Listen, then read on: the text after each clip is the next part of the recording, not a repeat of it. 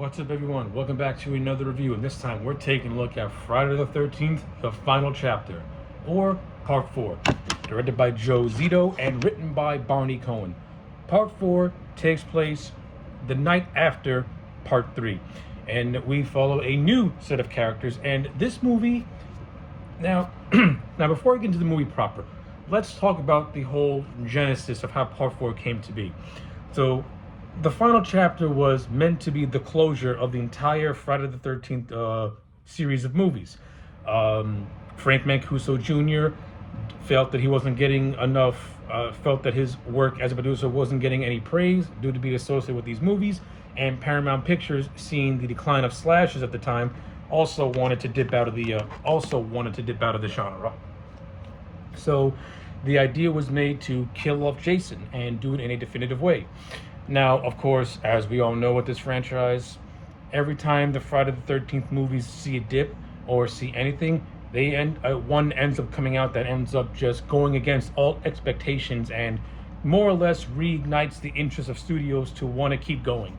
And that's exactly what happened with the final chapter. The final chapter ended up being a giant success, which led to the franchise continuing on all the way until Jason Takes Manhattan, which ended up being the final movie produced under the Paramount Pictures banner. So, more or less, that's the behind the scenes. That's more or less what led to this movie being made initially.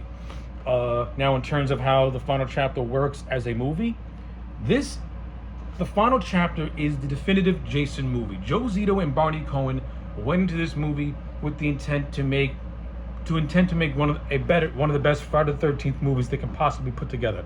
This is what Part 3 should have been. I think the final chapter is balls to the wall. It tells an interesting story. It's got a good narrative when compared to Part 3 and Part 2. It's got more memorable and likable characters. And not only that, this movie has both Crispin Glover and Corey Feldman before they struck big. This movie came out a year before Back to the Future. You got Crispin Glover. This movie launched the career of Corey Feldman, which led to him doing movies like The Lost Boys and The Goonies. You know, the final chapter really does deserve the credit as being the movie that pretty much became a launching pad for two future stars. But when you take that all out of the way, this is just a damn good Friday the 13th movie. It's the definitive Friday the 13th movie. It takes what those first three movies did, and it just does it in a way that it just feels like, to me, it feels like it's a different take. Even though it's like the setting is still in the woods, but you're not on a camp no more.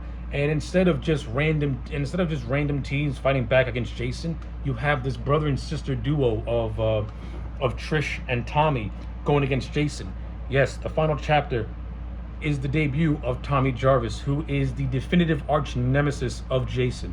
Michael Myers has Laurie Strode, Freddy Krueger has Nancy Thompson, Jason has Tommy Jarvis. And say what you will about the fifth movie, say what you will about the sixth movie, which is one of my personal favorites. But this movie to me is the best version of Tommy Jarvis. And a lot of that has to do with just Corey Feldman's performance as a whole. I thought Corey Feldman in this movie is great. Like, Corey Feldman plays the kid that I would have liked to have been. Like, this very artsy, creative kid who creates his own mask and has his own little universe. Like, parts of me are like that. Like someone who lives in their own universe, but where Tommy uses that creativity to create masks and stuff like that. I use my creativity to create characters and write stories. So I guess you could say there's a little Tommy Jarvis in all of us, so to speak. And again, it's brought to life by Corey Feldman, who puts in a very good performance. Like, for a child actor, Corey Feldman, he hit it. Like, you can't really praise Feldman enough as a young actor, especially during the mid to late 80s when his career took off. Like, this movie showed that he has talent, and that talent was fully exploited was fully exploited. So, no complaints whatsoever when it comes to Corey Feldman.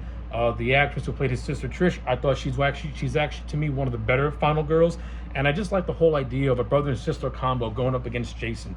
It feels like it feels fresh in a way and different in a way, because now it's like these because it's these siblings trying to survive the onslaught of Jason, who continues to stomp the grounds of Crystal Lake, and now we stumble upon this family that are in his territory, so to speak, and they're trying to defend themselves. I thought Trish as a character, she was fine. I mean, she won't go down as one of the best final girls in the franchise, but she's definitely one of the better final girls. I also think a lot of that has to do with her association with the character of Tommy Jarvis and stuff like that. But Trish, to me, has her merit. She has her moments. She comes across as a likable teen. Like, she's that prim and proper girl. I mean, she's not that prim and proper girl, but she's someone who, so to speak, could have a wild side to her, I guess, in a way. And the movie does have this. And one of my biggest gripes, the movie does set up a little bit of a romance with her and the character of Rob Dyer, which I'll get to in a second, because Rob Dyer is an important part of this movie, and he also ties into a character from part 2. So yeah, like Trish does, and Trish holds her own in the third act. Like when her and Tommy have to take on Jason, they work together and they give Jason a run for his money, and I like it. Trish earned her stripes in this movie, especially in the third act, in which Jason does whatever he can to try and get her, and she does whatever she can to try to escape his grasp. I think the third act of the final chapter is one of the best third acts of any Jason movie, before and after. That's just my personal opinion. In terms of the other characters, the characters that are more or less set up to be dispatched by Jason, they're actually done much, much better in this movie. They're all likable. In their own little ways, they're likable. Like the characters of... my favorite characters are the characters of Ted and Crispin Glover's character, whose name escapes me. The characters of Ted and Jimmy, played by Crispin Glover, and I can't remember the actor who plays Ted, but the chemistry these two have together is spot on. I love these guys. They're hilarious. I wish they weren't killed off in this movie, because I would have liked to see more of them just throughout the climax. Maybe helping Trish and Tommy's in a way. But then again, that's just a minor little nitpick. It's not going to affect the grade whatsoever, because what they do bring to the movie, they bring what they need to bring, and they fit their roles really, really well. The characters of Ted and Jim are fantastic, especially when Ted calls, especially the ongoing joke of Ted calling Jim a dead fuck because he broke up with his ex-girlfriend and now he's alone in the woods without any woman. Those two are hilarious. Like, they act like real teens and real friends who would pick on each other for stuff like that. So I like that. I like it. I think it's well done. You also have the characters of Paul and his girlfriend, whose name I can't remember in the movie, but they're pretty good too. I mean, they're not as interesting as Ted and Jim, or as the characters of Sam and Paul are not as interesting as, let's say, the characters of Sarah and Doug.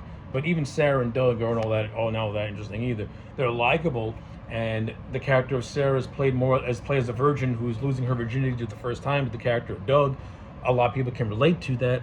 So Sarah's little subplot of that, in which she's nervous about having her first time. So that was actually nice, and the friendship that she has with Sam, to me, does feel real, and they do feel like two girls talking about their experiences. And the character of Paul does come across as more or less like a player, especially when they meet the Doublemint twins and Paul dance with one of them, getting his girlfriend all hot and bothered. This is what leads to her taking a swim in the lake and being dispatched by Jason in a very memorable way while she's on a raft.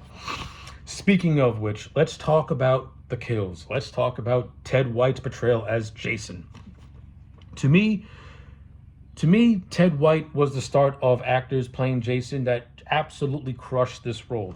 Now, while I do like Richard Brooker in Part 3, and I do think his portrayal of Jason is one of the better aspects of that movie, he's still, in a way, the character of Jason as for what he would eventually become, still wasn't fully formed yet. To me, it felt like Brooker was missing something with that portrayal.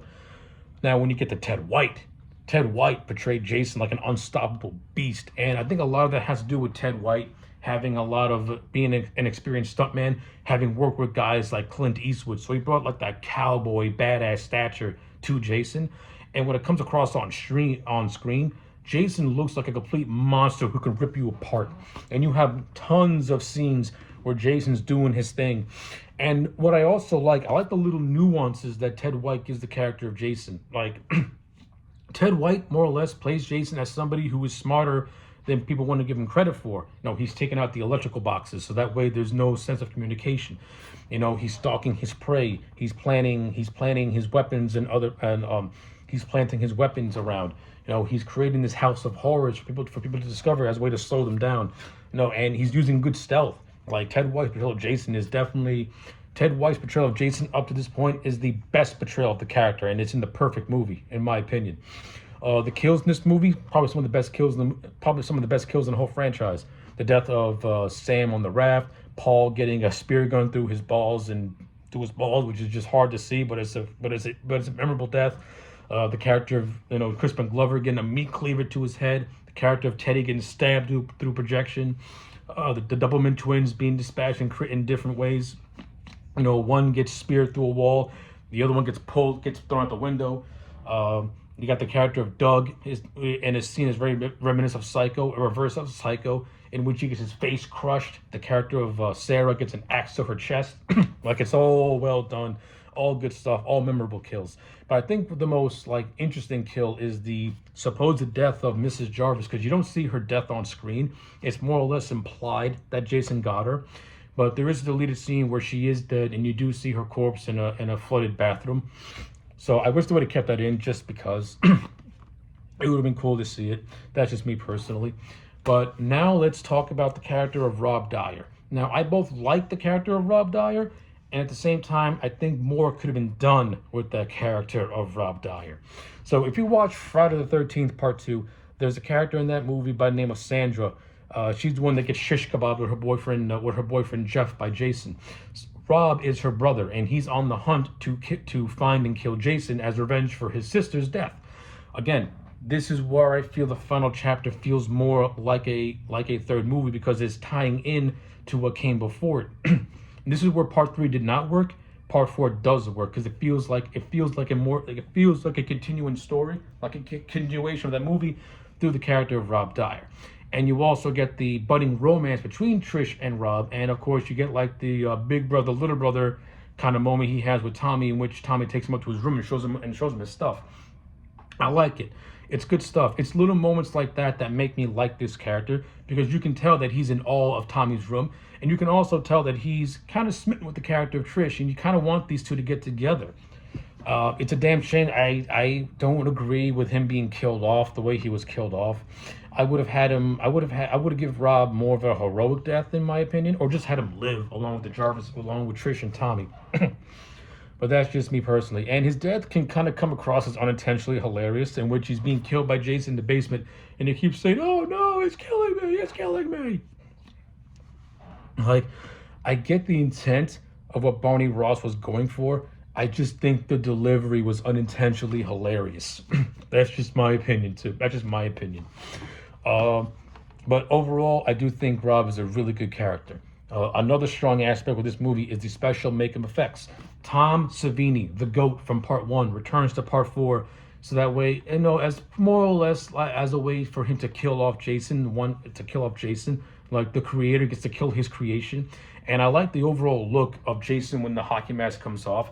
Tom Savini created a makeup in which it's an older version of what he looked like as a kid in that first movie, which I thought was actually really cool and very, very brilliant. But the gore effects in this movie in general is also really well done. The practical effects in every Friday the 13th movie, the practical effects are always going to be one of the strongest suits in this movie, especially when you have talented effects artists. This movie, you just happen to bring back Tom Savini, and of course, Tom Savini never half-asses anything. Another cool aspect is that the character of Tommy Jarvis is more or less seeing a young Tom Savini on screen, because when it's all said and done, Tommy Jarvis as a kid is who Tom Savini was when he was growing up. So that's actually something cool to see. But this movie's biggest what the hell moment is, so we get to the climax, right? Trish and Jason doing the thing. They end up going back to the Jarvis house. While Trish and Jason are running around, Tommy takes a bunch of news articles that Rob had about Jason, and he pretty much gives himself a haircut and makes himself look like younger Jason. And something that's very reminiscent of what Jeannie did to Jason, he uses his psychology to get into Jason's head, which gives an opening for Trish to knock off the hockey mask and for Tommy to stab him right in the face. And we think everything's all nice and sweet, and that everything's gonna be okay. But Tommy sees Jason subtly twitch while on the floor, and this is the biggest what the hell moment you'll see in this movie. Tommy takes the machete and he goes completely ballistic on Jason, just chopping him, chopping him, chopping him, chopping him. It's both a shock and it's both just brutality seeing this kid viciously just murder this, viciously just chop this guy up as if his life was on the line. His life was on the line. But yeah, I like it. And of course, you get to the end with Trish in the hospital. Her and Tommy have a moment, but then they freeze frame on Tommy, giving like this blank stare, and it kind of, and more or less, and it kind of creates this whole question in your head of, okay, does this mean something's going to happen with Tommy? Is Tommy going to come back and be a villain? Like, what's going on here? I love how this movie ends. So yeah, that's just me gushing over Friday the 13th, the final chapter. As you can see, I have very few complaints about this movie, and whatever complaints I do have, they're just minor little nitpicks. Because overall, this movie is fantastic. This is the definitive Friday the 13th movie of the time before you get to part 6 and stuff like that. So, with all that being said, the final chapter, as is no surprise, is a perfect 10. This is how you make a Jason movie. So, yes, those are my thoughts on Friday the 13th, the final chapter. Let me know yours in the comment sections down below. Like the video and subscribe, and I'll check you back next time for more. Also, on a side note, this movie was meant to be the conclusion, but it ends up starting the next phase of the Friday the 13th saga, in which we get the Tommy Jarvis trilogy. And that means I'm going to rewatch part 5 and have to talk about part 5. And, well, yeah, you just have to wait and see what I think about part 5 in hindsight.